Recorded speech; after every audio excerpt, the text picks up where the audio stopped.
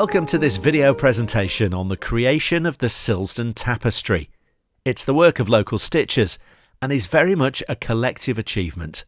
The tapestry showcases Silsden as it is today, a vibrant, living community, one with deep roots in the past. Its history is evident in its sturdy stone architecture, and many of Silsden's iconic buildings are lavishly portrayed in the panels of the tapestry. The tapestry has 3 horizontal panels. The top and bottom panels reflect town and country, both essential elements of Silsden. The urban and the rural panels complement each other. Silsden is snug amongst its fields. Town life and country life are woven together by a genuine sense of place. Collectively, both are intrinsic parts of Cobbydale. Cobbydale, by the way, is the folk name for our South Craven community. It's a name that's been around for well over 150 years, but how it came to be so named is lost in the mists of time. The top panel of the tapestry shows the heart of the urban setting of the town. Represented is the water feature, fondly called the Duck Pond. It was created over 400 years ago to dam the water just below the confluence of Silsden and Bradley Becks. Historically, the watercourse was known as Stakes Beck, in memory of the wooden stakes set into the bed of the beck to create both a weir and a ford. The weir was to feed a goit leading to the water wheel at the village corn mill further downstream. The ford, represented by the cobbles, was for centuries the only way for wheeled traffic to easily cross the beck. The cafe is overlooking the pond. The flower-bedecked bridge crosses the beck to the much-photographed, picture-perfect old cottages at the top of St John Street. In the foreground, the willow trees and the colourful flower tubs help to soften the much-weathered stone facades of the urban landscape. The trailing willow leaves bring nature into the heart of the town. You can see the influence of the local green-fingered volunteers who've been quietly greening up the centre of Silsden. And notice the 2 Union Jack painted spheres. They represent those that decorate the main road bridge over the River Aire, painted to commemorate the King's coronation. The bottom panel of the tapestry highlights the countryside around Silsden. It shows the Leeds and Liverpool Canal threading its way through Cobbydale. It opened to serve Silsden in 1773. The tapestry shows how well used the towpath is today for recreation. There's a runner, a dog walker, and a cyclist intent on getting on as a majestic swan glides by. Waterloo Mills stands proudly alongside the canal on the left of the panel with its dark chimney. It was one of Silsden's original textile factories, erected in 1865 by a consortium of local entrepreneurs keen to boost the manufacture of cloth in the village. In the Edwardian era, Silsden had become an important textile centre. Between the wars, our town was a leading centre of the artificial silk industry in England. The background of the panel shows rural Cobbydale with its farmland sloping up to the high moors. Notice top right the starkly dramatic doubler stones, like rounded tabletops. These are wind-carved, upstanding sandstone pillars, evocative of the harsh Ice Age conditions that moulded them. They look like giant anvils and are a local tourist attraction on the high moor, surrounded by rough grass, heather and bog, a fell walker's paradise. Cobbydale, both town and country, has something for everyone. It's the vibrant spirit of the place that local stitchers have so clearly captured in this impressive tapestry.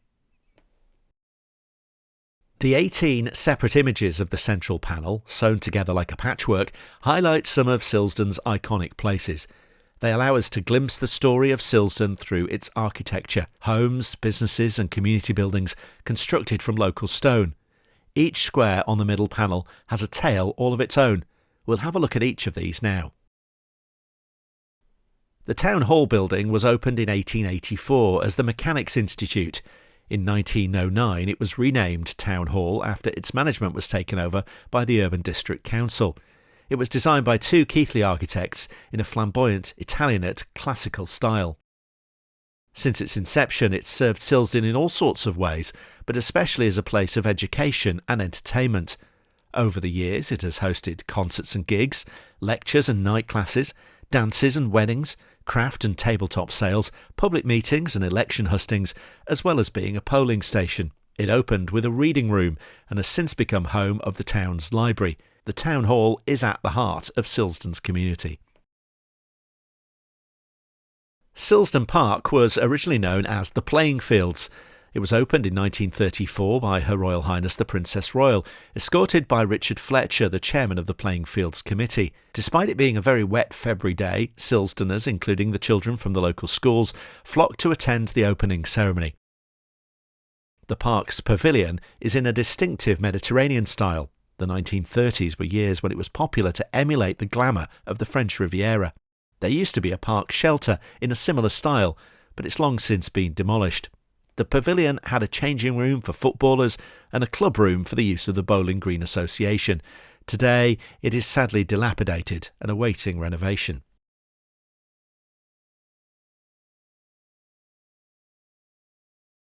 The Graham Inman Memorial Bandstand is to be found in Pride of Place in the centre of the Memorial Gardens, close to the cenotaph. It's a simple but graceful structure erected in 2011 to commemorate the contribution of a stalwart of the community. It's the successor of an earlier bandstand that once stood in the park, erected in the mid-1930s. Near the bandstand is Silsden's War Memorial, or cenotaph. It is a simple column engraved with the names of the fallen. It's sturdy in its simplicity, raised up on a low plinth and modestly edged with a simple chain. It has stood in the Memorial Gardens since 1957, when it was moved there to be in a more peaceful setting a little away from the main road. It was first erected on the 12th of November 1921 on the roadside at the very bottom of Bolton Road. A bench and blue plaque now mark that original site. On its unveiling, 15 children of fathers who'd fallen in the Great War stood alongside the town's dignitaries and military personnel to mark the emotional occasion. Hill's Bakery on Kergate is a long-established Silsden business. Today it specialises in providing all one could wish for in a Yorkshire takeaway lunch. It's an example of a dwelling built using local materials and skills that was originally, along with the adjacent Chinese takeaway, one of a pair of cottages. The Chinese takeaway cottage next door had a third storey added in the later 1800s, creating a long oblique roofline giving the building a lopsided appearance. Such alterations are typical of the Kergate skyline, and were usually the result of randomly converting workers' homes into commercial premises. This building was once Martin's Bank before it became Barclays. As Barclays Bank, it closed its doors in 2011. Located on Kergate, a few doors down from the bakery, it's now a lively bar called the Counting House. The bank was built between the wars. It has an iconic two-pinnacled gable set obliquely to the main street, so designed to give status to the bank's entrance. There's a sense of the Orient about its appearance. Upstairs, above the banking hall, was the manager's imposing office, with its own private washroom, and the massive door to the bank's vault on the ground floor still exists, a feature now of the new bar area.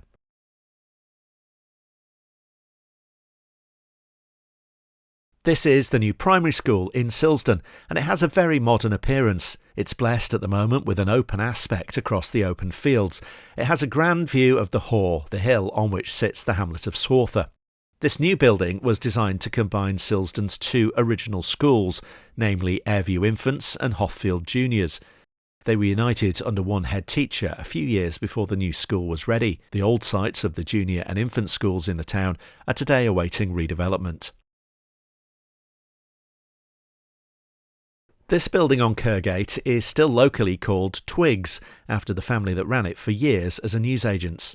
Until 2017, the post office had occupied the end terrace shop adjacent to the duck pond and weir on the other side of Kergate. In that position, it served the community for 100 years.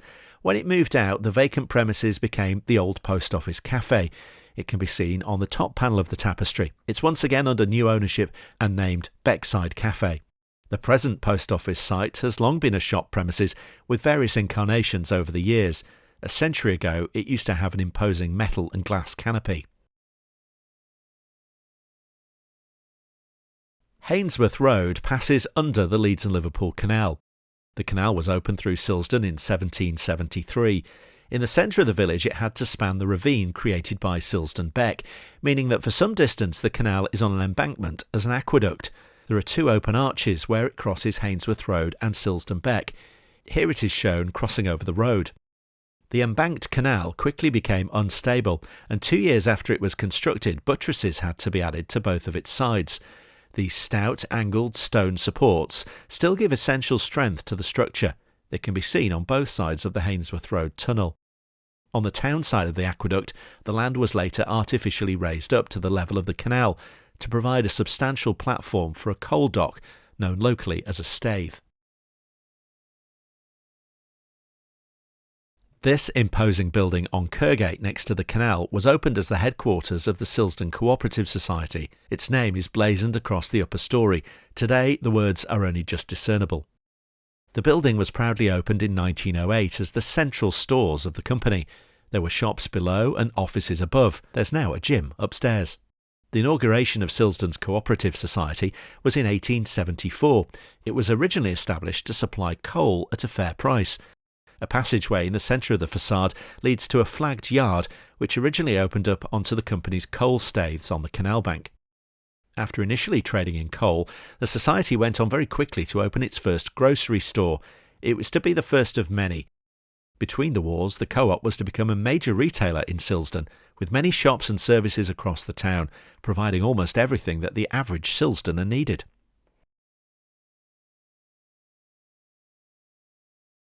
The fire station on Elliott Street was opened in 1973. It was designed in the modern style of the day, with a 2-bay appliance garage, a watchroom, a recreation room, and a washroom with shower facilities. Outside is a large yard and tower. The station it replaced had been within a terrace, now demolished. It was then sited at the top of Kirkgate, where the flowerbed next to Wesley Place car park is today. That old building was very congested and became unfit for purpose. Silsden's firefighters are a close-knit band of dedicated volunteers, on call 24/7.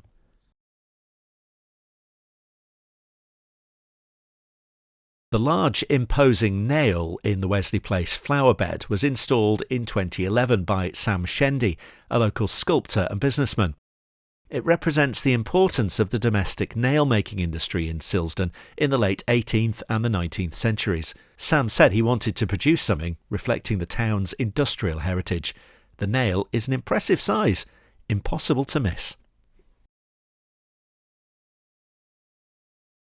This wedding shop, with its impressive window displays, brightens up the lower end of Kirkgate. It took over the impressively proportioned double-fronted gentlemen's outfitters that had been run by the Brooke family. Their business had been established in Silsden by Arthur Brooke in the early 20th century. Arthur had occupied several shops before settling on this Kirkgate address in the 1930s. When he died, family members continued to run the outfitters, until eventually the Ava Rose Hamilton wedding business took over the premises this century. Whittaker's is a traditional hardware shop on a prominent corner site where Briggate meets Skipton Road and Bridge Street. It was previously known as Paul's DIY.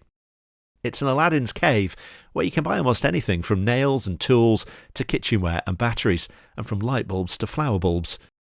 Back in Edwardian times, it had been Herbert Wade's grocery store. When there were numerous grocery shops in Silsden, many on corner plots, they're virtually all gone now, superseded by supermarkets. This building is found at the junction of Walker Place and Keighley Road. It once served as a grain store, amongst other things, for the Cooperative Society. The unusual shape of the facade is enigmatic. It abuts a quite different building with a lower roofline. The gabled top of the building appears to be up in the air, unfinished, as if there'd been a plan to build its twin next door to mirror the design. Was that a plan that never came to fruition? The building's rather flamboyant style reflects the status of the Cooperative Society in Silsden at the time it was built. It clearly makes a statement on the street. This local cottage-style building is on Kirkgate. The stone steps to the upper storey are unusually placed at right angles to the facade, giving it a rather quirky appearance. It's very unusual to find steps built out in this manner. They're usually placed alongside a wall to provide stability. These steps appear to have been so designed to allow for an external access upstairs, while at the same time providing space for a window, a door and a passageway on the ground floor. The facade has the simple, blocky, unadorned appearance typical of early 19th century cottages. The passageway is entrance to steps that go down to the back of the building, which has a basement level. Today, this is a multi-occupied back-to-back property of small tenancies, and it may well have been built as such.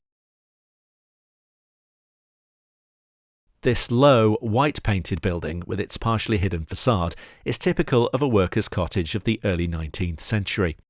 Along with the fish and chip shop next door, it's hemmed in by later more imposing buildings. It was alongside an ancient track called Mill Lane, coming across the water meadows from Steeton.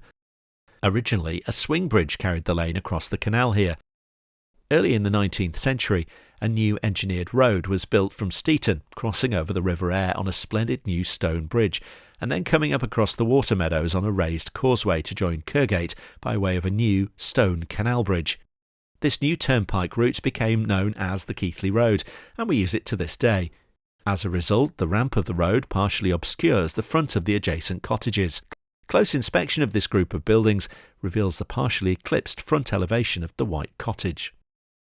To the canal side was the Bridge Inn, now redeveloped as apartments. The strategic position against the new canal bridge may have been the reason the inn was built there. The inn has a curious construction history. When it was built in the late 1800s, it was originally called the Boot and Shoe, and it faced eastwards, away from today's main road. In response to the new road being built, the inn, by then known as the Thanet Arms, reversed its orientation so that its most important facade could face westwards onto the new Keighley Road instead of Mill Lane. This required the building being doubled in size, evidenced by the twin roof lines. The textile design for the three churches was created by Martin Williamson. It shows them superimposed over each other.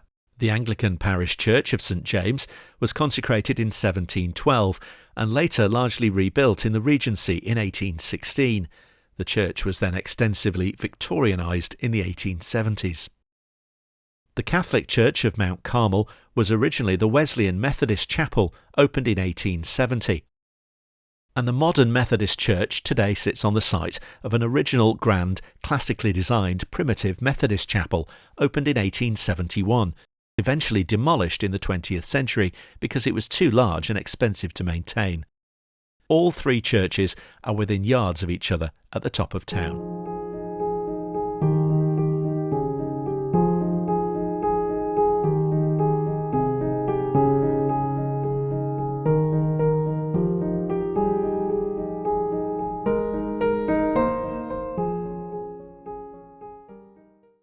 The idea for a Silsden community textile emerged in March 2024 with the dual aim of using textiles to bring together residents with a shared interest and to record some of the buildings and scenes in Silsden that are special to its residents. We were lucky to be able to publicise the idea at an art exhibition held in Silsden over Easter weekend 2024, and by the time the textile project got off the ground in April, there were 30 ladies, but no men, signed up. 4 of us formed a design team to produce a design and manage the operation. We held some meetings for our stitchers to choose the part they wanted to embroider and to swap ideas and fabric, and by the summer everyone had something to work on. Everyone was keen to be part of a project that was about the place where we live, and many chose a building or a scene to which they had a special connection. As the year went on, we met occasionally in small groups to check on progress and to share skills and knowledge. Some of our stitchers were very accomplished, having taught needlework or run workshops in the past, but many hadn't attempted anything like this before. We all benefited from the sharing of ideas and know-how, and most of us have learnt new skills and grown in confidence. We're surprised that our textile, officially known as the Silsden Tapestry, even though technically it isn't a tapestry, demonstrates so many stitching techniques, from crochet and felting to applique and fine embroidery. We never knew there were so many ways to represent a stone wall. We're all very proud of what we have produced and are thrilled that the Friends of Silsden Town Hall have found a place in the Town Hall where the tapestry can be on permanent display.